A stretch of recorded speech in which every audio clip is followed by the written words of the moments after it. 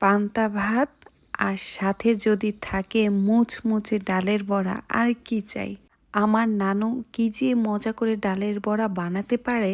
সামনে রোজা আসছে, আপনাদের সাথে আজকে ডালের বড়ার রেসিপি শেয়ার করব। মুসুরির ডাল আমি প্রথমে পানিতে ভিজিয়ে রেখেছিলাম, তারপর ব্লেন্ডারে ব্লেন্ড করে এতে পেঁয়াজ কুচি, কাঁচামরিচ কুচি, হলুদের গুঁড়া, লবণ দিয়ে এবং সামান্য একটু রসুন বাটা দিয়ে ভালোভাবে মেখে নিয়েছি।